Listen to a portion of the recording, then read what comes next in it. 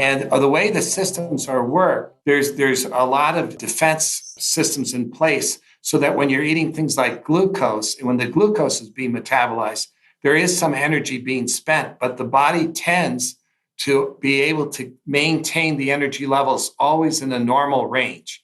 But like if you eat glucose or if you eat protein or fat, it tends not to drop the energy in the cell. But when you eat fructose, it's very different. And what fructose does is it gets metabolized so fast that there's an acute rapid consumption of ATP. It's not regulated. So if you get a big dose of fructose, you get a big drop in ATP. If you get a small dose of fructose, you get a smaller drop in ATP. So it's sort of related to the amount and the concentration of fructose that gets to the liver. So if you drink a soft drink that has a lot of fructose and you drink it fast and you drink it on an empty stomach, it's like a wave of fructose that gets to the liver, and that triggers a big fall in ATP.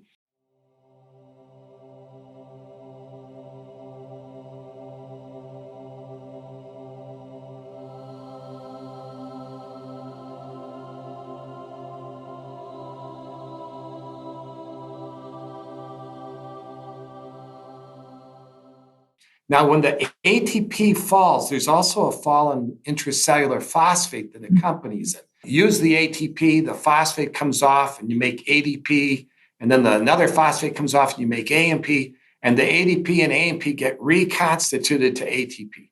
But when the intracellular phosphate falls, the sweeper system comes in that removes the AMP, and so you can't reconstitute the ATP very well. That sweeper system is this purine degradation system. So it breaks down the AMP to IMP and all these things and eventually generates the uric acid.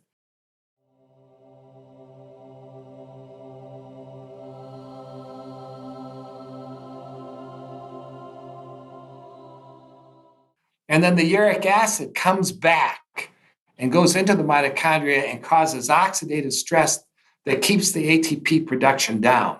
The effects of that is to shift ATP production to another system that doesn't require oxygen, that's called glycolysis. And it also stimulates fat production, insulin resistance, and a whole series of events that are associated with that animals would like to have to help them survive. And to survive, you need to have enough energy. If food is providing you energy, but if there's no food, then you have to live off your stored energy.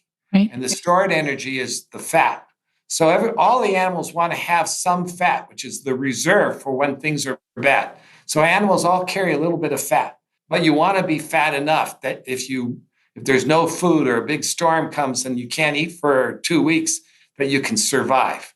Now, some animals know that there's going to be a long period of time without food, like a winter or like a bird that wants to migrate 5,000 kilometers or something without stop. They have to have enough food.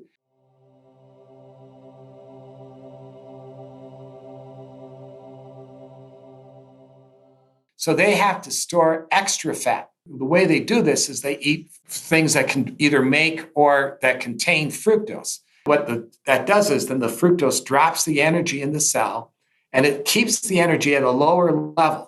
And that's like an alarm signal. The animal says, oh my God, I don't have enough energy, even though it does. It has stored fat, but it's tricking the system into thinking there's not enough energy.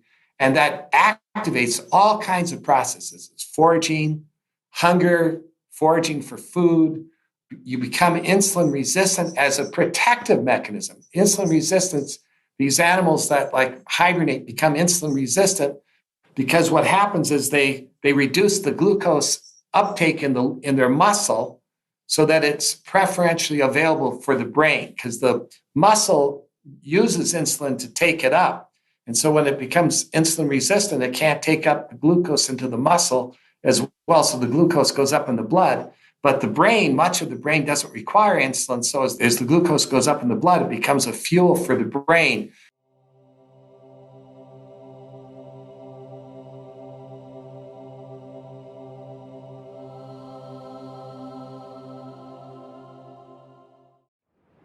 Annotated and summarized, easy to share with loved ones. The description below the title for this video has these summary points.